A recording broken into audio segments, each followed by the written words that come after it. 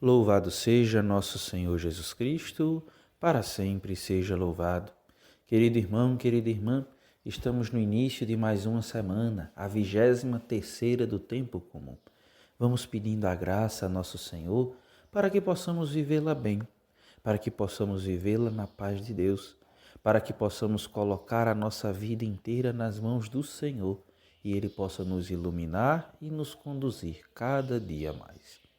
Meu irmão e minha irmã, nós estamos contemplando o Evangelho de Nosso Senhor segundo São Lucas e vemos este interessante episódio de uma cura que Jesus realiza na sinagoga em dia de sábado. Antes da gente falar propriamente da cura, é importante que a gente faça essa ambientação, que a gente preste atenção no contexto em que a história acontece. Jesus entrou numa sinagoga em dia de sábado. Esse era o costume dos judeus. Eles se reuniam no templo, na verdade, nas suas casas de oração, que existiam em cada lugar. O templo só tinha um, em Jerusalém. Eles se reuniam nas casas de oração das cidades, que eram chamadas sinagogas, para escutar a palavra de Deus. O sábado era o dia santo deles. Isso aqui já é uma coisa importante para nós.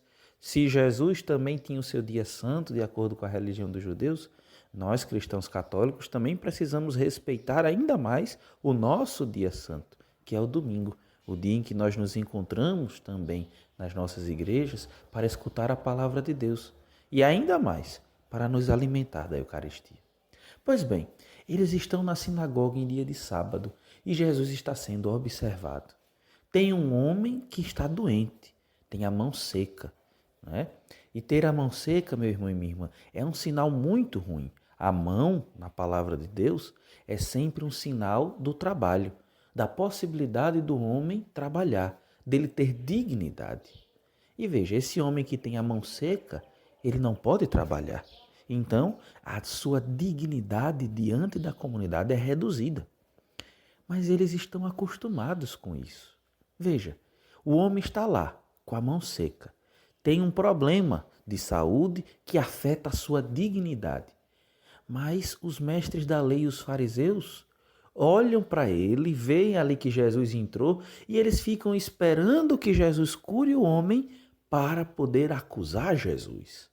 Veja bem, eles, ao invés de desejarem o melhor para aquele homem, de dizer assim, não, se Jesus está aqui e realiza esse tipo de milagre, de sinal, então Jesus vai poder curar este homem. Veja, eles desejam, na verdade, que Jesus o cure para atentarem contra Jesus, para planejarem o mal contra Jesus. Na verdade, o próprio Evangelho diz que eles ficaram com muita raiva porque Jesus de fato curou o homem. Veja, meu irmão e minha irmã, o grande problema é que é uma comunidade que se acostumou com o mal. É uma comunidade que se acostumou que a gente vai vivendo assim mesmo, é assim que Deus quer as coisas e a gente não pode fazer nada.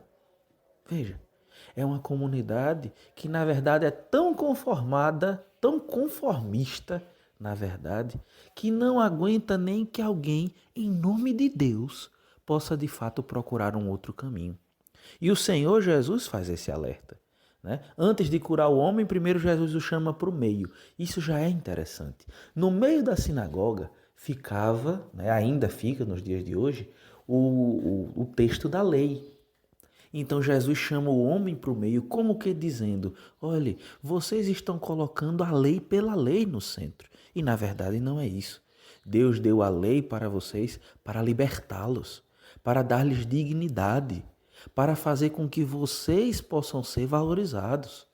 Então Jesus chama o homem para o meio dizendo assim, no projeto de salvação é o homem que está no centro.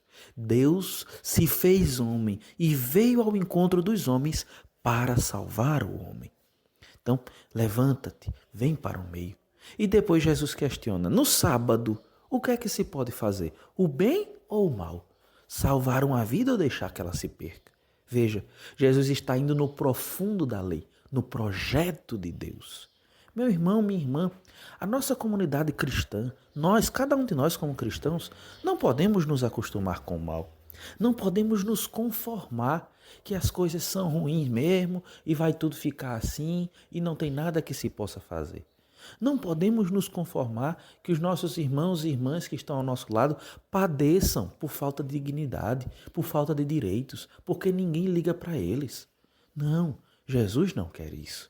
Pelo contrário, nosso Senhor Jesus Cristo nos indica que é preciso libertar-nos de toda a corrente do mal. Porque todas essas coisas, a doença, essas estruturas ruins que existem no mundo de corrupção, né?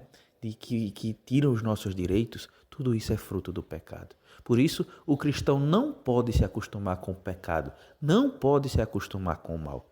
Tem que lutar contra ele, tem que colocar evangelho em todos os ambientes. Meu irmão e minha irmã, peçamos essa graça ao Senhor, de a gente não se conformar com o mundo, mas de a gente transformar o próprio coração e transformar o mundo pelo evangelho. Deus vos abençoe, meu irmão e minha irmã, em nome do Pai, do Filho e do Espírito Santo. Amém.